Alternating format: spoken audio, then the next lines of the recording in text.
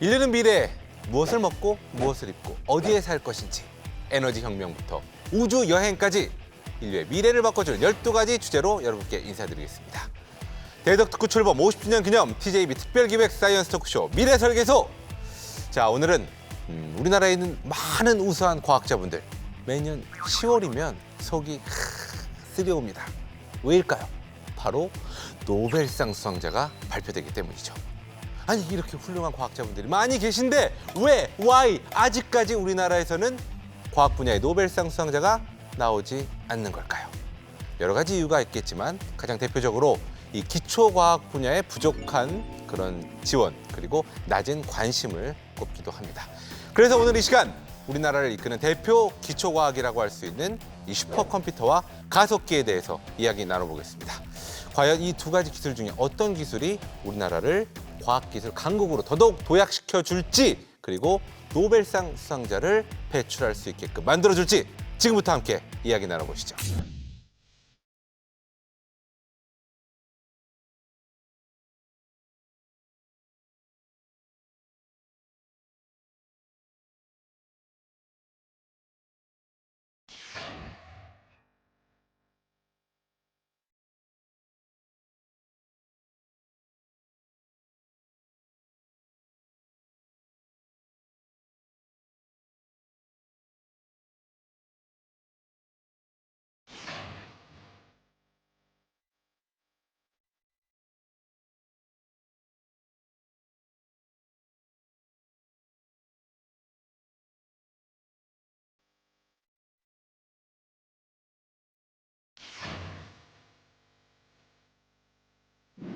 자, 먼저 미래설계소의 핵심 인력 두 분을 소개해드리겠습니다. 어려운 과학을 알기 쉽게 소개해 주시는 두 분이죠. 한선아, 박기범 박사님 어서 오세요. 네, 안녕하십니까. 자, 오늘의 주인공 두 분을 소개해 드리도록 하겠습니다. 자, 먼저 모델 중에 모델은 슈퍼모델. 히어로 중에 히어로는 슈퍼맨. 그렇다면 컴퓨터 중에 컴퓨터는 그렇죠, 슈퍼컴퓨터입니다. 깜빡. 이 1초 안에 무려 120경번을 계산할 수 있는 120경번을 계산할 수 있는 이 슈퍼컴퓨터의 권위자 이식 박사님 함께해 주셨습니다. 안녕하세요. 네, 안녕하세요. 한국과학기술정보연구원 국가슈퍼컴퓨팅본부의 이식입니다.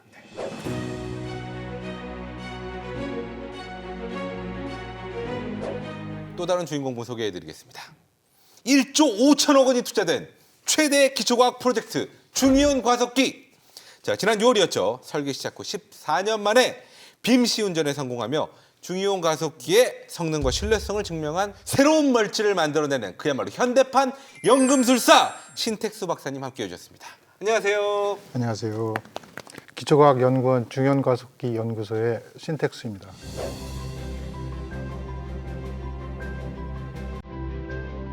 단도직입적으로 여쭤보겠습니다. 어떻게 금을 만드실 수 있습니까? 예, 가능합니다. 와우. 친하게 지냈으면 좋겠습니다. 가깝게.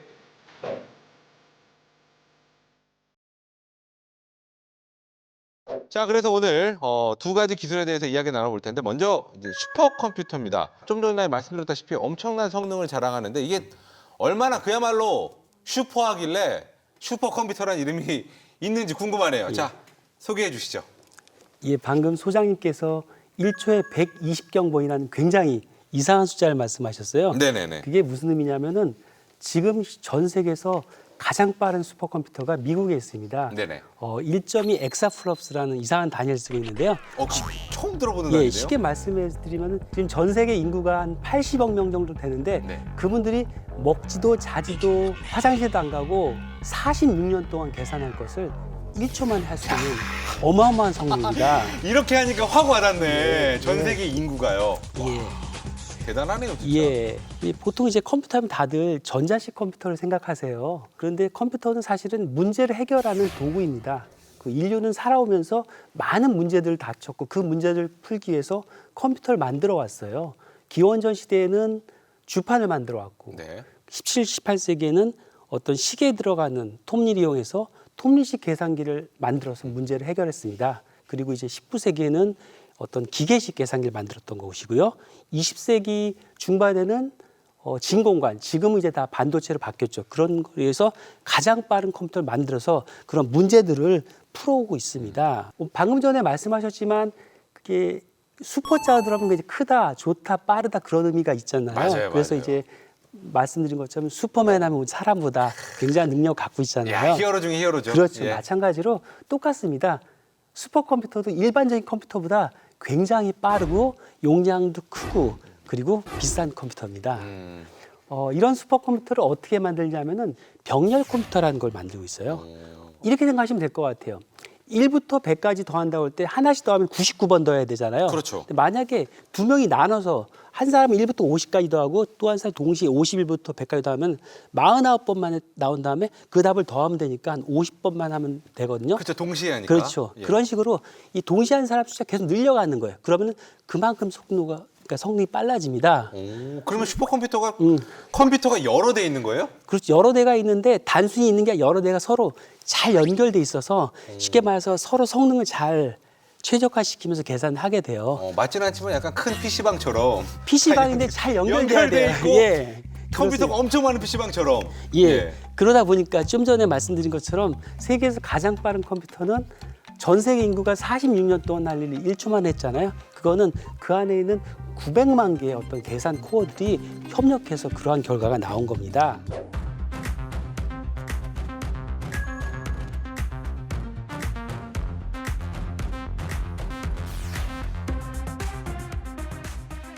슈퍼컴퓨터는 상당히 많은 분야에 쓰이고 있어요. 작게는 이제 굉장히 작은 세계는 이제 원자 단위에서부터 그 다음에 어떤 분자라든지 단백질 그리고 더 크긴 자동차, 뭐 항공기 더 커지면은 지구 수준의 어떤 일기예보 더 커지면은 뭐 별이 어떻게 만들어졌나 우주가 어떻게 이렇게 아주 작은 세계부터 아주 큰 세계까지 모두 다 컴퓨터 안에서 연구가 가능하다는 장점이 있습니다. 산업적으로도 많이 쓰이고 있어요. 공기청정기를 어떻게 만들고 위치를 어디에 둘까 이런 것들도 컴퓨터에서 미리 해보게 되면은 최적의 답을 찾아낼 수가 있어요. 그리고 이제 또 한 가지 보시면 알겠지만 거기 건조기예요. 건조기 안을 어떻게 만들까 이런 것도 컴퓨터에서 시뮬레이션 하게 되면은 아주 좋은 건조기를 만들 수가 있습니다. 과학이나 공학뿐만이 아니라 뭐 경제라든지 뭐 안보라든지 군사 뭐 기상 이런 다양한 분야에 슈퍼컴퓨터를 쓸 수가 있습니다. 조건 한 가지입니다. 네. 슈퍼컴퓨터는 빨리 계산하는 기계이기 때문에 모든 것들이 수식으로 잘 표현돼 있어야 돼요. 그래서 수식으로만 잘 정의돼 있다면은 슈퍼컴퓨터를 빠르게 풀어서 결과를 얻을 수가 있습니다. 박사님, 근데 궁금한 게 예. 이게 계산을 한다고 하셨어요, 슈퍼컴퓨터가. 근데 예. 도대체 이게 어떤 걸 계산을 하는 건가요? 뭐 습도가 몇 퍼센트, 뭐 비가 오고 이런 게 있어서 그 데이터를 통해서 예, 계산하는 맞습니다. 건가요? 이렇게 생각하시면 될 것 같아요. 어떤 각각 지역마다 온도가 있을 때고 습도가 있을 때 그런 데이터들이 있어요. 예. 그런 데이터가 있게 되면 인접한 곳과 어떤 물리적 현상이 일어납니다. 쉽게 말해서 온도는 높은 곳, 낮은 곳 열은 흐르겠죠. 예. 그다음에 밀도가 높은 곳은 낮은 곳으로 확산이 일어나. 이런 것들이 다 물리적으로 방정식이 다 정의가 돼 있어요. 근데 물론 이게 굉장히 복잡한 연립 방정식이에요. 사람은 풀 수가 없어요. 왜냐하면 미지수가 몇백만 개, 몇천만 개예요. 야, 그 우리가 알던 2차 방정식은 아니네요. 그게 아닙니다. 예.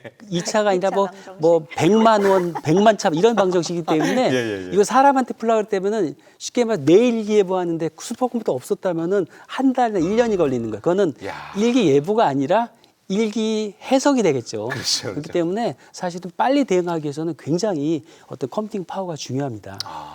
그 한마디로 슈퍼컴퓨터가 알아들을 수 있게 수식으로 정리를 해주면 예. 그가 원하는 대로 그의 언어로 해준다면 예. 누구보다 예. 세상의 어떤 존재보다 빠르게 빠르고 불평도 안 해요. 중간에. 불평단. 예. 좋네요. 예. 예.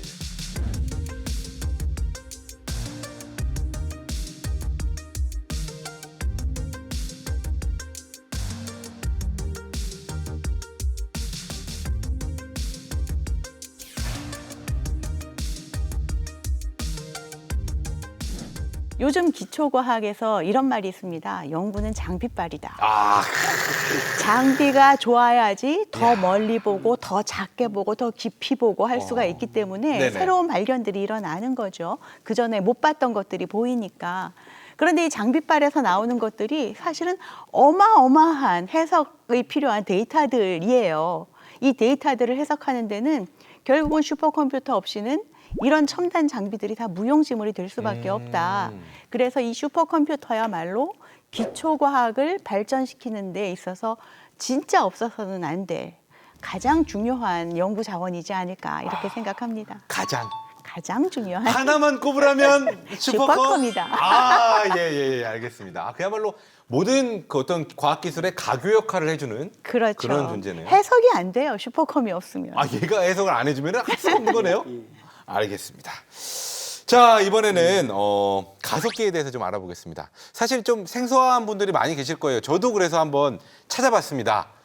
더 모르겠더라고요. 그래서 조금 참고 권위자분에게 들어야겠다 이런 생각을 했습니다. 일단은 신택수 박사님께서 연구하시는 게 가속기 중에서도 중이온 가속기, 이 중이온 가속기의 이제 권위자시고 이 부분은 정말 세계 최고 수준이라고 제가 얘기를 들었는데, 자, 이제 가속기에 대한 설명을 한번 시작해 주시죠.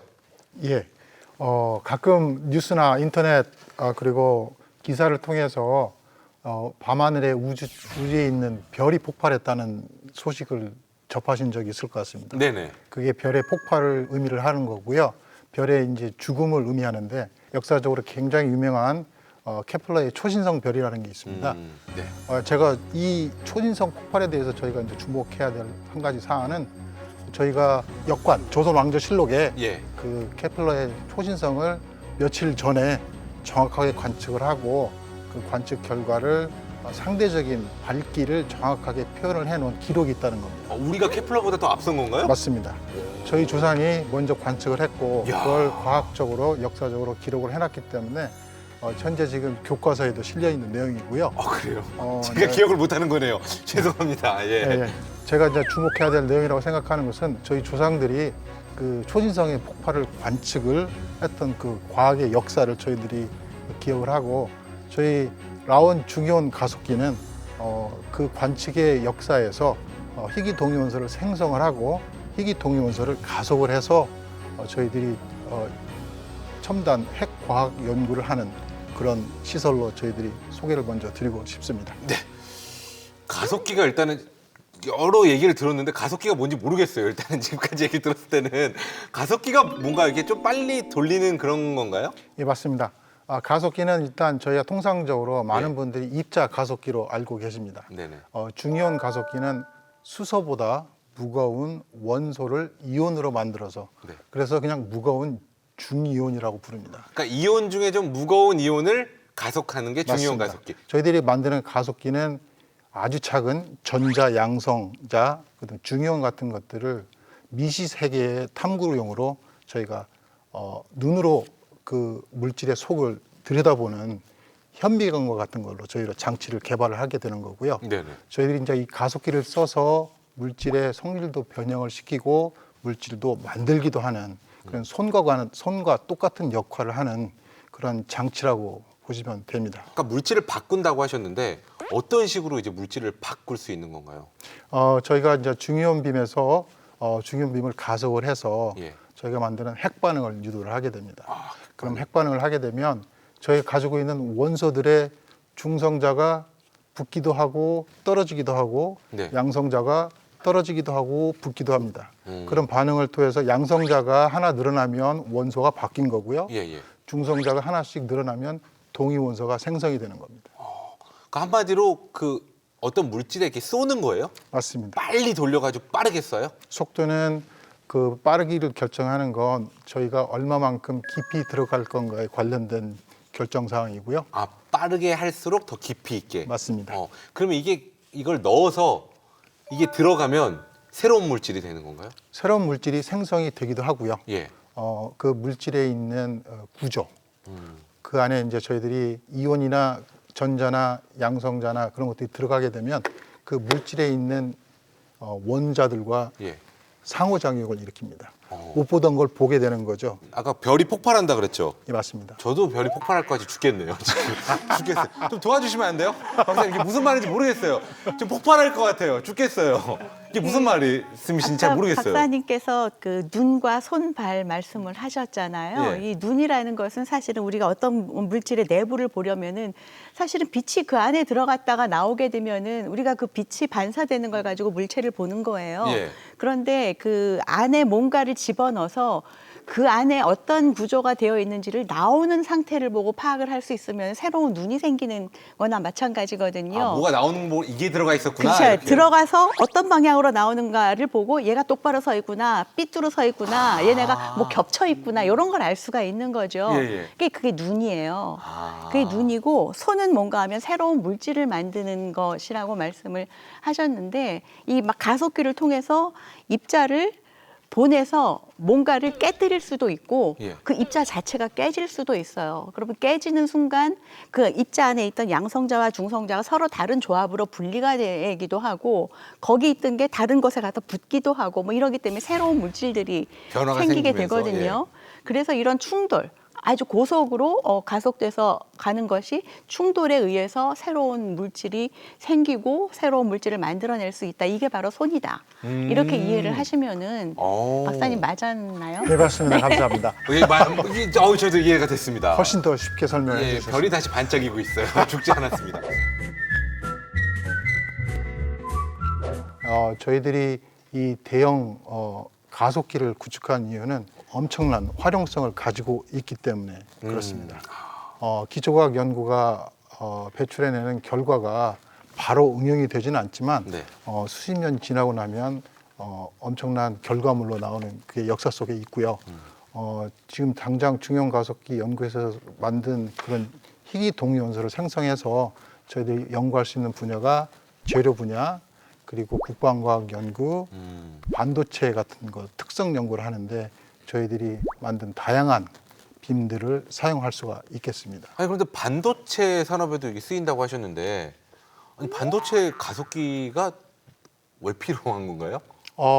이제 아까 초두에 말씀드렸듯이 예. 이 반도체를 구성하고 있는 물질들이 미시 세계에 따른 양자 법칙을 따르기 때문에 네. 저희들이 아주 작은 입자를 반도체 재료에다가 조사를 하게 되면 예. 그 재료에 나와 있는 그 입자와 재료와의 상호작용을 통해서 반도체의 특성을 연구할 수가 있게 되겠습니다. 그것도 역시나 이렇게 그 물질 사이에 뭔가 이렇게 쏘는 건가요? 맞습니다. 오. 모든 전기를 띤 입자나 네. 그런 것들이 이제 물질에 들어가게 되면 물질이 가지고 있는 고유 성질의 물질들과 상호작용을 하게 됩니다. 간섭을 일으키죠.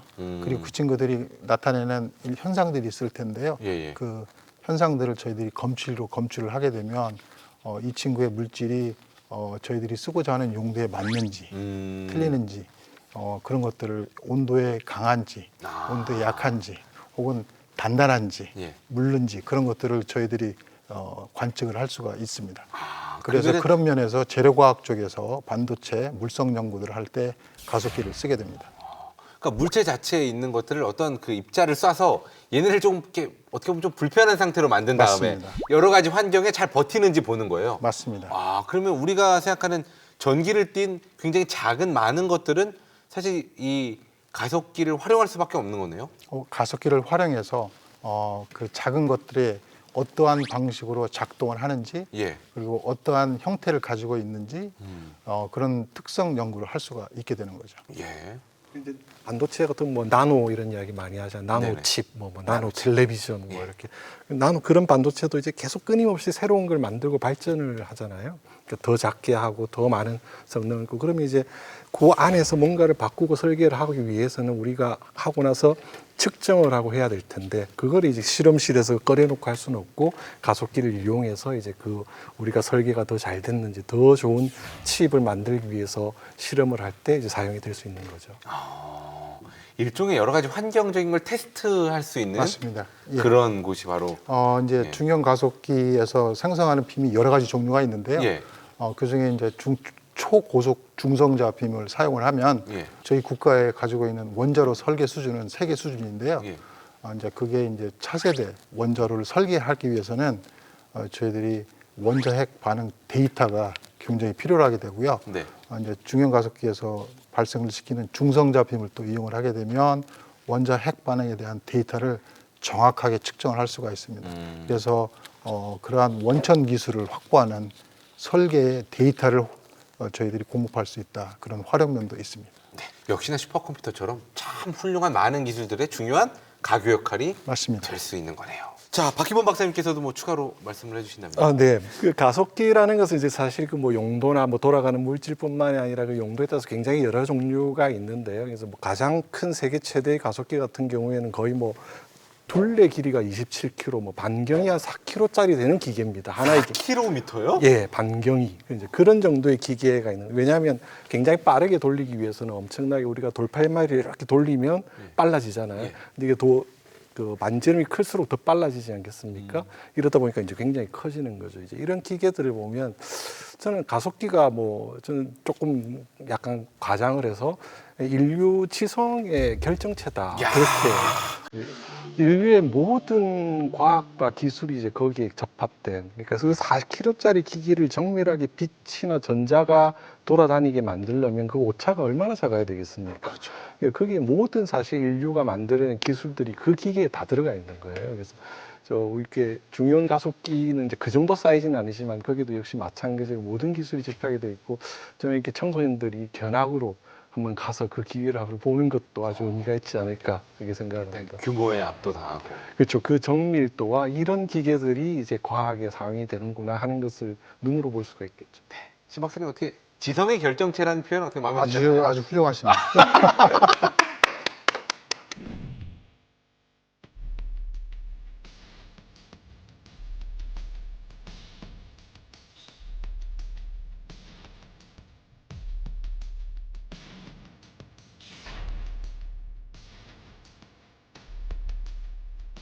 자, 저희가 앞서 잠시 언급해 드렸지만 우리나라에서 이 과학 기술 분야 관련해서 노벨상 수상자가 배출되지 않았던 그런 대표적인 이유 중에 하나가 바로 이 기초과학의 어떤 부족한 부분이라고 말씀을 드렸습니다.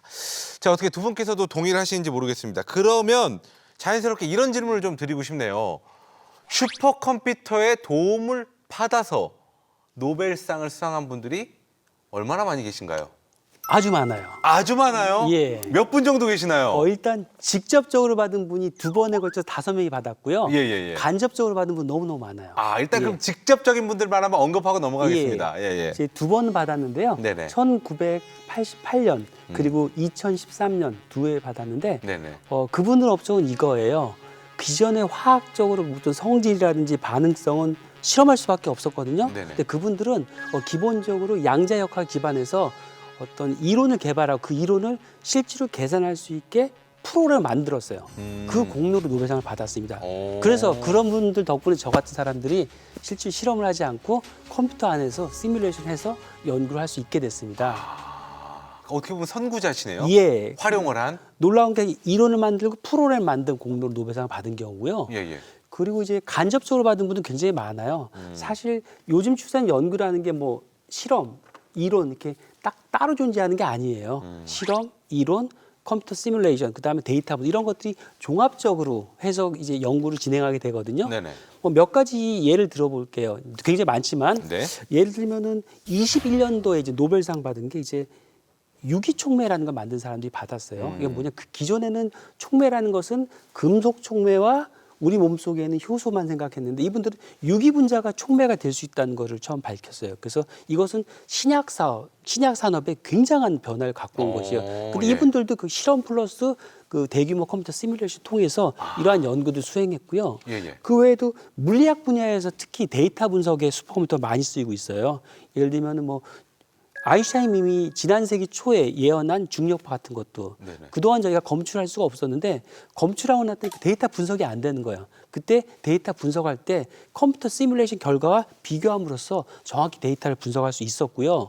그 외에도 뭐 우주가 얼마나 팽창했나 속도 같은 게 굉장히 중요해요. 우주 팽창. 그런 것들도 이렇게 별의 데이터 관측한 거 플러스 컴퓨터에 우주 시뮬레이션 하게 되면은 예. 그런 우주가 팽창 속도가 어떻게 바뀌었나 이런 것들을 알 수가 있어요. 그다음에 하나 더 말씀드리면 힉스 입자 같은 경우인데 네네. 그 경우도 이미 꽤 오래전에 예측이 됐는데 이제 우리가 기술이 없어서 관측을 못했는데 그 스위스 제네바에는 정말 큰 리니어 하드론 콜라이드에서 검측했거든요. 근데 예. 그 데이터가 어마무시해요. 왜냐 이게 부딪히게 되면 이게 다 깨지면서 파편이 튀잖아요. 그 변수가 많으니까. 이걸 다 관측해서 데이터를 저장하고 분석해서 그 실험 결과 해석해야 되는데 거기는 어마어마한 컴퓨팅 자원이 필요합니다. 그래서 굉장히 그 입자 가속기라는 굉장히 그런 중요한 아까 말씀드린 눈이자 손이었는데 그 나온 결과 해석은 사람이 할 수는 없어요. 결국 컴퓨터의 도움이 있었기 때문에 그 결과들이 잘 해석돼서 그런 것들이 그 과학 발전도 기여하고 덤으로 노벨상까지 받았던 것이 사람들이에요. 그렇군요. 어떻게 예. 물리학 분야에 계신 분께서 어떻게 팩트 체크 한번 부탁드리겠습니다. 이 얘기 맞나요 지금 다? 정확하십니다. 정확한가요? 예. 그러면은 야, 어떻게 보면 이런 느낌이네요. 이 노벨상이라는 어떤 그 명문대에 입학하기 위한 어떻게 보면 굉장히 유명한 고등학교가 바로 이 고등학교 에 입학한 명문대 잘 가. 그게 바로 슈퍼컴퓨터네요. 예, 근데 물론 그 학교 갔다고 대학 다 자격 아는 건 아니죠. 그렇죠? 예. 다 그래요. 그건 예. 저희도 알아요. 근데 많이 보낸다. 가속기 분야는 어떻습니까? 노벨상을 많이 배출했나요? 많이 받았습니다. 아, 어느 정도 되나요? 1925년, 30년대 초기에 30년대 초기. 최초의 가속기가 발명이 됐습니다. 예, 예. 오펜하이머 영화에 나오는 저기 로렌스란 어니스트 로렌스 예. 그분이 버클리에서 만든 사이클로트론이 첫 번째 가속기고요. 예. 1954년에 크락톤이라는 유니버시티 맨체스터에 있는 분이 만든 고전압 가속기가 있습니다. 네. 직접적으로 가속기를 만들어서 가속기로 인한 업적을 인정을 받아서 노벨상을 받았고요.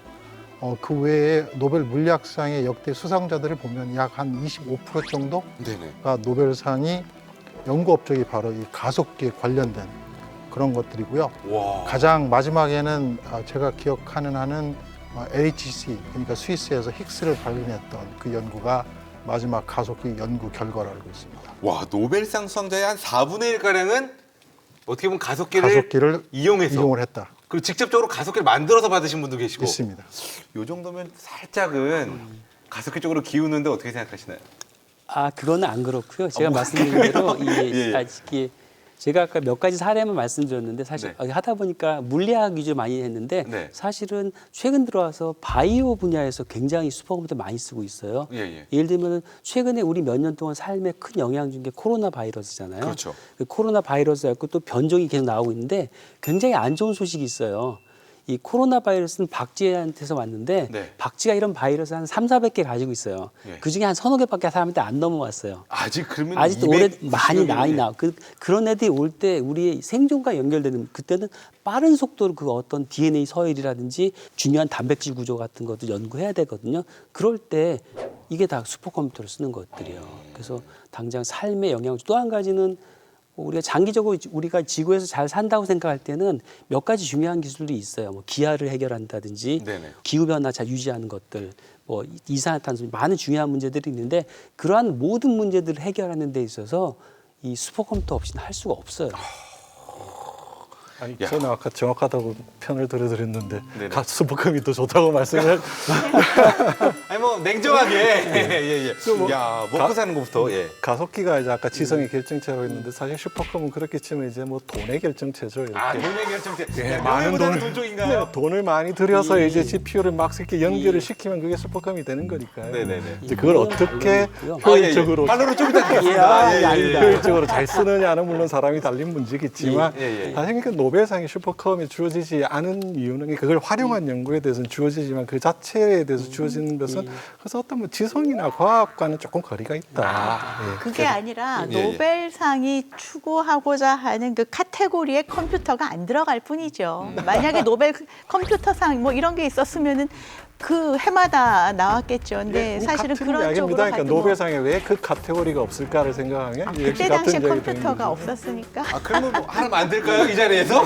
아니 뭐 튜링 어워드라든가 노벨상에 예. 버금가는 이 컴퓨팅 분야의 상들은 또 따로 있습니다. 근데 노벨상이 이제 이야기가 나와가지고 제가 여기서 이제 말씀을 좀 드리고 싶은 게 있어요. 그러니까 처음에 소장님께서 서두 시작할 때 이제 우리가 노벨상이 없는 이유, 이제 기초과학에 대한 관심이 적다라는 말씀하셨는데 저는 생각이 조금 다릅니다. 그러니까 지금까지 노벨 과학상을 이제 받은 국가 이런 거 보면 이제 굉장히 많아 보여요. 그런데 예를 들어 파키스탄에서 태어나신 분이 뭐 미국에서 공부를 해서 이제 그 업적으로 받으셨다면 사실은 파키스탄의 과학 역량이라 보기는 조금 어렵거든요. 그렇게 보면 이제 대부분의 과학상들은 이제 19세기의 근대화를 이룬 그런 국가들이 이제 거의 대부분에서 이제 받는 거죠. 근데 우리가 옆나라 일본하고 굉장히 비교를 좋아하지 않습니까? 예. 근데 일본은 이제 아까 지금 이야기하고 있는 가속기 이걸 세계 두 번째로 1930년대에 만들었어요. 그래서 그렇게 이제 거의 100년에 가까운 그 역사가 있는 거거든요. 근데 이제 한국은 사실은 기초과학의 역사가 일단 굉장히 짧습니다. 그러니까 우리가 지금 한국에서 뭐 최고의 연구 중심 대학이 카이스트가 이제 70년대에 만들어졌지만 그 70년대 만들어진 카이스트의 목표는 연구가 아니고 박사도 아니고 석사 인력을 교육해서 산업체에 보내는 것이 카이스트의 첫 목표였어요. 그러다가 이제 우리나라의 연구가 시작된 거는 거의 80년대부터 조금 시작돼서 한국에서 이제 우리 연구자들을 길러내기 시작한 거는 저는 90년대부터라고 이제 시작이 됩니다. 그러니까 예. 대학에서 연구를 한 것이 지금 노벨상을 받는 분들은 2000년대 초반에 그 업적이시거든요. 그렇겠네요. 그 기간은 우리나라로 치면은 이제 대학에서 연구를 본격적으로 한 게 한 10년 정도 될 때의 기간이에요. 그러니까 그 10년의 연구로 어떤 노벨상을 기대를 한다는 사실이 지금 이제 우리로서는 좀 이게 물론 이렇게 우리가 왜 못 받냐 말씀하실 수 있지만 우리는 역사가 너무나 짧다라는 것을 꼭 기억을 해야 되는 거고요. 그러니까 지원이나 무관심보다는 그렇죠. 사실은 아직 쌓인 게 부족한 쌓인 게 거. 부족하다는 네, 이제 부분. 그런 게 이제 90년대부터 이제 우리의 인력이 길러져서 이제 이분들이 지금 이제 왕성하게 활동을 하고 계시거든요. 이제부터 우리가 좀 그러니까 유심히 지켜본다면 이제 그런 업적을 갖는 분들이 분명히 나올 겁니다. 그럼 그렇고요. 자 도사님께서는 그 몇 년도 정도 보시나요? 우리 도사님께서는 몇 년도 보시나요? 20년 후?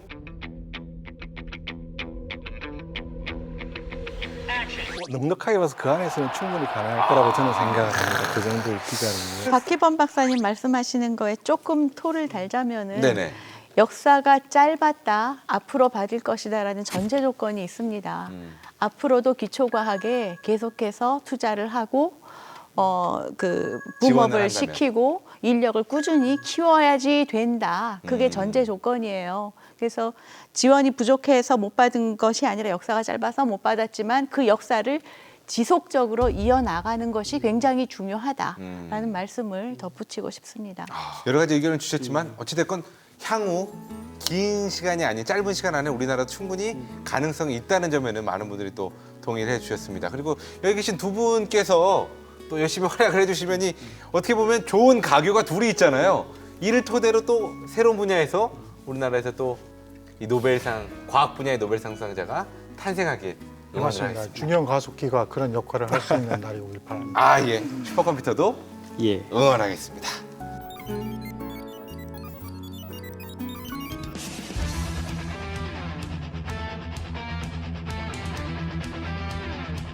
자, 이제 다음 얘기를 해보도록 하겠습니다. 이 슈퍼컴퓨터와 중형 가속기 너무나 중요한 부분이라는 거 잘 알겠습니다. 그런데 중요한 건 이 아무래도 이 비용이 아닐까 생각이 들어요. 이 자본주의 사회에서 비용을 얘기하지 않고 논할 수는 없겠죠. 근데 정말 엄청난 비용들이 들어가는 걸로 알고 있습니다. 특히나 중형 가속기 시작할 때 저희가 1조 5천억, 물론 너무나 중요한 건 알겠는데 1조 5천억은 야 정말 저희들이 엄청난 이제 금액이다. 1조 예. 5천억 중에 부지 비용하고 예. 이제 건설 비용을 빼고 나면 저희들이 총 장치비로 한 6천억 정도 소요가 된 걸로 알고 있고요. 부동산 비용도 좀 들어가네요. 네, 맞습니다. 저희가 축구장 11 이해합니다. 예, 예, 이해합니다. 예. 크니까. 예, 예, 예. 크니까. 그리고 저희들이 이제 핵 반응을 유도하는 실험들을 주로 하기 때문에 네. 이제 건설 비용에는 저희 차폐 시설들이 많이 들어갑니다. 음. 그래서 건설 비용도 많이 이제 소요가 됐습니다. 그 실제적으로 장비는 한 6천억 정도. 예, 맞습니다. 와, 이것도 근데 진짜 엄청나네요. 작은 돈은 아닙니다. 그래서 저희 이제 일반 기업체나 예. 일반 분들이 그걸 사실 가속기를 제작한다는 것은 꿈을 꿀 수 없는 거고요. 예. 이제 국가가 계획을 가지고 어떤 분야에 어떻게 활용할 건지를 결정을 해서 추진하는 대형 프로젝트가 보통 가속기 사업이 되겠습니다. 제가 볼 때 대형이 아니라 슈퍼 대형. 예. 초대형이라고 할 수 있겠네요. 그러면은 전 세계에서 이 중형 가속기를 갖고 있는 국가가 많지는 않을 것 같은데 느낌상. 주기온 가속기 이제 저희들하고 같은 급이라고 부르는 예, 예. 에너지와 출력을 가지고 있는 나라는 예. 정확하게는 사실은 이제 미국이 가지고 있는 가속기가 하나 있고요. 예, 미국. 거의 대동소이합니다. 출력과 에너지 면에서 우리나라가 미국이랑 거의 같아요? 비슷합니다. 오. 거기는 이제 완료를 했습니다만 저희는 2단계를 아직 완료를 못한 상태고요. 네. 일본에 또 한 기가 있고요. 일본. 유럽에 또 한 기가 있습니다. 예, 유럽연합. 그래서 한 4기 정도가 아마 전 세계적으로 있는 거라고 알고 있습니다. 이 4개 국가 안에 들어간 거예요, 우리나라가? 맞습니다. 와, 그럼 이것 또한 사실은 단순히 돈이 있다고도 그냥 무조건 할 수 있는 건 아닌가 보네요. 저희가 항상 감사하게 말씀드리는 건 네. 그래도 대한민국이 예. R&D 예산을 투자를 해서 예. 이런 기초과학 분야에 이런 대형 프로젝트를 진행할 수 있을 정도의 경제력과 예. 국가력이 바탕이 되었다. 그런 점에서 저는 항상 감사를 드리고 있습니다. 그러니까 지금 약간 그 나라별로 야 뭐가 있냐, 너희들 경제 수준이 어떠냐 이렇게 했을 때 중이온 가속기 있냐, 이것도 굉장히 어떤 큰 그걸 나누는데 그거 있잖아요. 가족끼리도 너희 뭐 집 몇 평 살아 뭐 이런 것처럼 중이온 가속기가 있다도 경제력이 굉장히 큰 상징이네요. 가족끼리 그런 이야기를 하세요? 아니 그냥 그런 게 아니라 뭐 말이 그렇다는 거죠. 예, 예. 그런 건 안 됩니다, 여러분.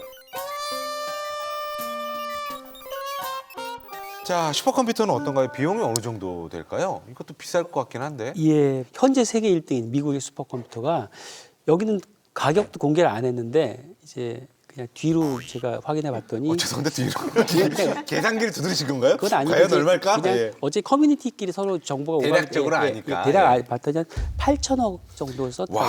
근데 이제 문제가 아마 가속기도 비슷할 것 같아요. 이런 대형 실용 장비들은 구축하면 끝나지가 않아요. 운영을 해야 돼요.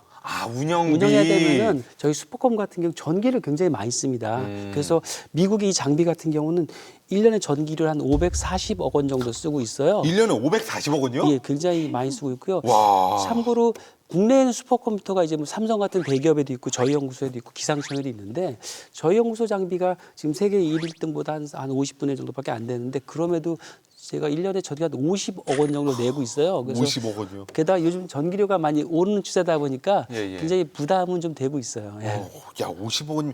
이거 마치 그 슈퍼카 타시는 분들 예. 기름값이 만만치 않잖아요. 그거랑 똑같네요. 이게 그냥 단순히 시설 비용뿐만 아니라 예. 추가적으로 운영하는데도 비용이 많이. 예. 예. 그 가속기도 마찬가지인가요? 맞습니다. 저희가 구축한 그 초전도 가속관이 예. 액체 헬륨을 271도까지 마이너스 271도까지 내려서 써야 되기 때문에 네. 액체 헬륨을 만드는데 일단 전기값이 들어갑니다. 액체 그리고 두 번째 액체 헬륨값, 가스값이 굉장히 비쌉니다. 약간 지금 표정이 약간 총무팀에 계신 분이 자, 뭔가 그 제안서 하실 때 요거 아시죠? 요거 비싼 거. 요거 아시죠? 요런 느낌이에요, 약간. 예, 그래서 예. 저희들이 1년에 한 120억 정도의 전기료가 들어갑니다. 120억. 그리고 약 한 50억. 저희 참고로 지금은 50억인데 네. 저희가 다음 컴퓨터 준비하고 있어요. 예. 그거는 아마 120억보다는 더 많이 들 것 같아요. 120억보다 더 많이 들어요. 예. 지금 돌아가는 슈퍼컴이 5호기인 거죠. 이제 예, 이렇게. 5호기입니다. 그 4호기까지는 이제 일 안 하는 거죠. 많은 분들이 오해하세요. 그러니까 저희가 5억이면은 저희 연구소에 컴퓨터가 5대 있는 줄 아세요? 네.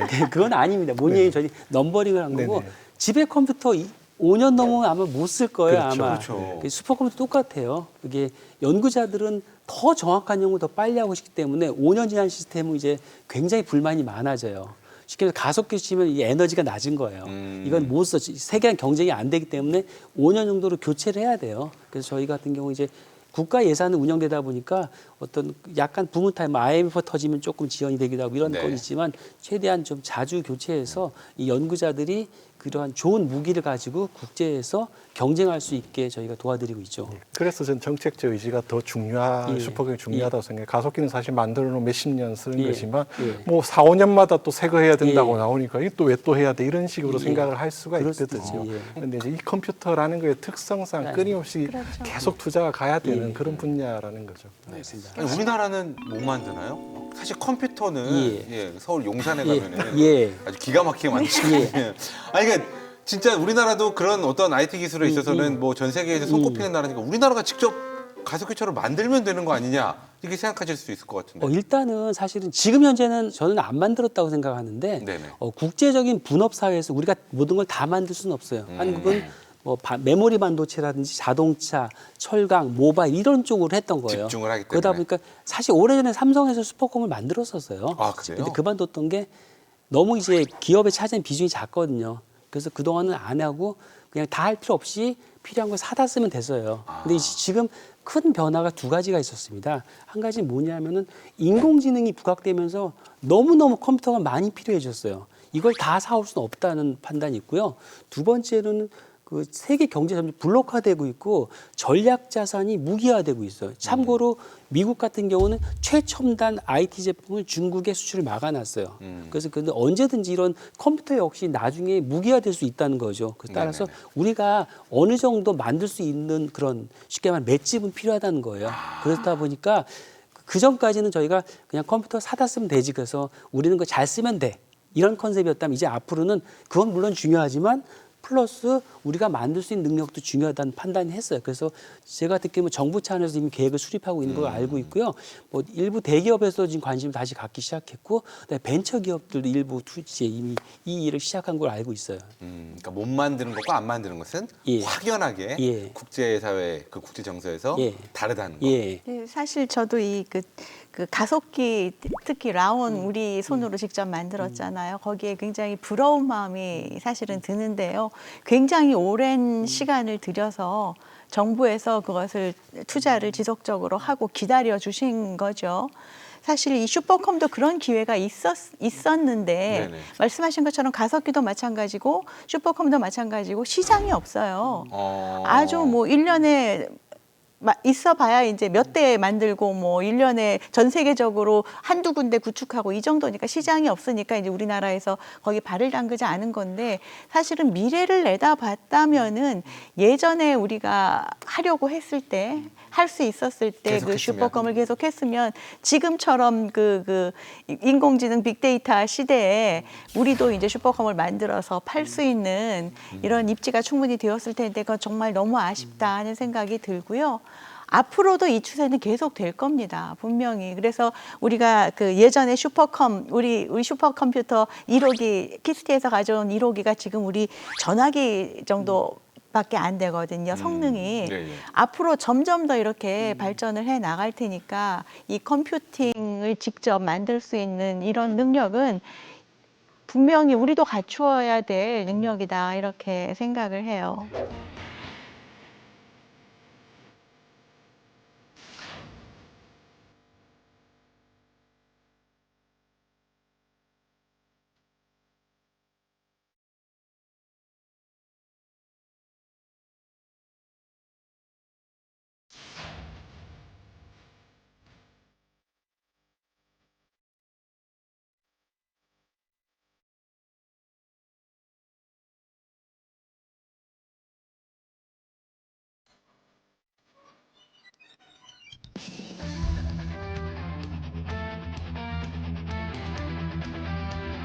자, 그렇다면 이번에는 뭐 비용 문제, 설치 문제 모든 것이 다 해결이 되었을 때 과연 어느 분야를 활용한 과학 기술이 세계의 인정을 받느냐입니다. 다소 짓궂고 어찌 보면 말도 안 되는 질문일 수 있습니다. 만약에 예산이 정말 둘 중에 딱 한 대만을 살 수 있다면 우리 쪽의 기술이 이렇게 좋다, 이런 것들을 좀 듣고 싶은 그런 시간입니다. 기술도 기술이지만 네. 방금 이식 박사님께서 말씀하신 대로 한 5년, 6년마다 업그레이드를 해야 된다면 네. 한 5년 참고 먼저 저희 쪽에 투자를 해주시면 저희가 아직 발견하지 못한 희귀 동위원소가 한 3,000개에서 4,000개 정도 있습니다. 네네네. 그 동위원소를 발견하는 그 역할을 그 희열을. 완료할 수 있도록 예, 예. 저희가 그 돈을 바로 쓰겠습니다. 야, 뭐 약간 포스터 같은데 5년만 참으십시오, 이렇게 나올 수 있겠네요. 5년만 참으시고. 슈퍼컴 도움 없이 발견할 수 있으시겠어요? 저희가 물론 도움이 필요합니다. 저희가 예. 발견을 하게 되면 저희들이 가지고 있는 핵 모델에 따라서 이게 예측이 가능한지 아닌지 결국 검증을 해야 되는 단계가 올 텐데요. 그 엄청난 개수의 그 양자들, 그러니까 원자 핵들을 붙이고 띄고 하는 작업들을 하려면 결국 슈퍼컴이 필요하긴 합니다. 하지만 5년은 참을 수 있습니다. 예. 어떻게 생각하시나요, 박사님? 이게 시간은 상대적인 것 같아요. 예, 예. 어떤 사람한테는 길게 느껴지고 어떤 사람은 짧게 느껴지거든요. 예, 예. 이 저처럼 슈퍼컴퓨터에서 연구한 사람한테 5년 동안 참으란 얘기는 죽으란 얘기입니다. 그 정도예요. 그렇지, 참을 수는 없는 거요. 예, 예. 이렇게 나눌 수 있는 문제는 아니잖아요. 근데 그런 가속기가 굉장히 중요한 실험 장비 저도 알고 있어요. 다만 장점이자 단점인데 아까 말씀하신 것처럼 굉장히 작은 세계를 보는 눈이다 손이라고 말씀하셨 그런 장점이 갖고 있는데 저희 슈퍼컴퓨터는 조금 더 얘가 재능이 많아요. 아주 조그만 세상부터 아주 큰 세상에 모든 걸 다 할 수가 있어요. 물론 단점은 있어요. 저희 같은 경우는 이 가상 세계 속에서 하기 때문에 현 세상 사람과 협력이 필요합니다. 다 같이 클 수 있는 장점이 있는 것 같아요. 훨씬 더 범용적으로 쓸 수 예, 있다. 그렇죠. 예, 그런 장점이 그래서 있죠. 가속기를 하시는 연구자들은 5년을 기다리실 수 있겠지만 예. 다른 연구자들은 절대 5년을 못 기다린다. 숫자도 슈퍼컴 당장 많아요. 사라. 이렇게 당장 말씀하실 사라. 겁니다. 예. 저도 사실 그 최근 얼마 전까지 그 스마트폰을 5년 된 걸 쓴 적이 있는데 예. 전화랑 뭐 문자는 됩니다. 예. 근데 이걸 계속 쓰면 제가 속 터져서 병이 날 것 같아서 바꿨거든요. 이거 상대적인 거예요. 예, 예, 쓰임과 맞습니다. 이런 거에 예. 따라서. 예. 저는 7년째 된 걸 쓰고 있습니다. 대단하십니다. 아주 대단하신 분을 모셨네요, 저희가. 예. 저는 뭐 근데 이제 조금 뭐 뷰 포인트가 다른데, 그러니까 네네. 저도 5년 기다리라 이런 말씀드리고 싶지 않아요. 5년이라는 건 치명적인 시간에서 그게 아니라, 근데 이제 우리가 대형 장비를 어떤 구축을 할까 결정을 할 때는 이제 타당성 조사 이런 걸 하게 되는데, 그때 이제 보는 여러 가지 기준이 있어요. 이제 그 중에 하나가 이거를 했을 때 대비 이익이 얼마냐, 그리고 이걸 만약에 안 한다면 대체할 방법이 있느냐, 아, 그 예, 대체하는 비용과 이제 비교를 하고 이렇게 합니다. 슈퍼컴이라는 걸 우리가 이제 구축을 안 한다고 하면 외국에 있는 걸 쓰거나 좀 더 작은 걸 쓰거나 하는 거죠. 그러면 이제 슈퍼컴에는 지금 사용자들이 굉장히 많지 않습니까? 예. 이분들이 다 쓸 수는 없을 거예요. 예. 그런데 이제 중요한 분들은 뭐 어떻게든 방법을 찾아낼 수는 있다는 거죠. 약간 비싸더라도 외국 가서 쓰시거나 조금 작은 컴퓨터를 쓰거나. 근데 이제 가속기는 그렇게 할 수가 없다는 거예요. 이게 에너지가 100짜리를 돌려야 뭘 하는데 10짜리만 돌려서 뭘 해보자. 이게 안 되고 할 거냐 말 거냐를 결정할 문제니까. 미국 가서 쓰시면 미국 가서 쓰는 방법은 있죠. 예. 뭐 그렇게 해서 연구를 할 수는 있겠죠. 근데 이제 근데 우리나라에 설치를 할 때 어느 걸 할 거냐라 해서 봤을 때 이제 그런 관점에서 본다면 뭐 어떨까 싶은 생각을 합니다. 그러니까 슈퍼컴퓨터는 갖고 있는 나라가 많으니까 예. 선택의 폭이 좀 많은데 아니 이제 슈퍼가 아닌 이제 중간급 컴퓨터를 저도 조금 가능은 그렇죠. 늦게 좀 되지만 예, 조금 뭐 하루 계산할 거 한 이틀하고 3일하고 한 일주일 할 수는 있으나 전혀 불가능한 것은 아니다. 예. 그거는 이제 제가 반론을 좀 드려야 될 것 같아요. 네네네. 지금 말씀하신 데 이게 좀 전체적으로 볼 필요 있는 것 같아요. 말씀하신 어떤 개별 연구자는 사실은 뭐 자기 친구가 뭐 미국에 있으면 같이 협력을 쓸 수가 있어요. 그렇지만 또 그 외에 많은 연구자들은 사실상 그거를 쓰기 위해서 비용을 지출해야 돼요.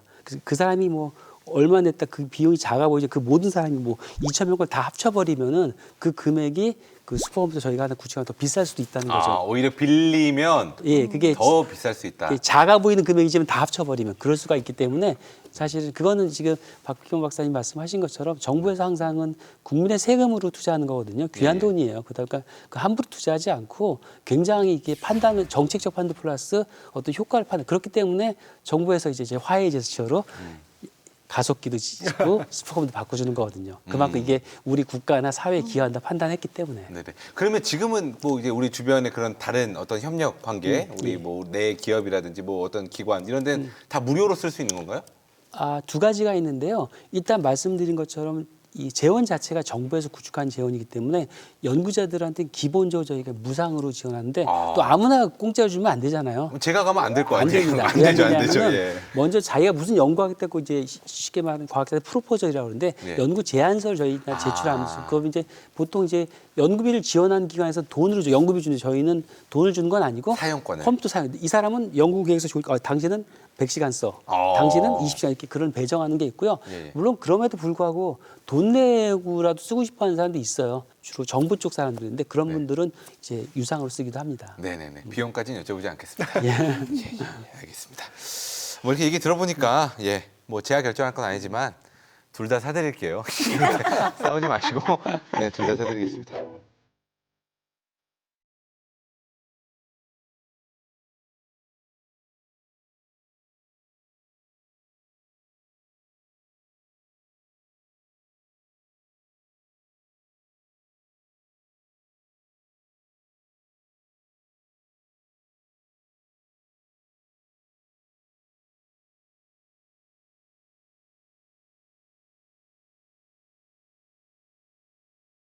자, 오늘 뭐 슈퍼컴퓨터와 이 가속기 어떻게 보면 우리나라의 기초과학을 책임지고 있는 아주 중요한 두 축에 대해서 이야기를 나눠봤습니다.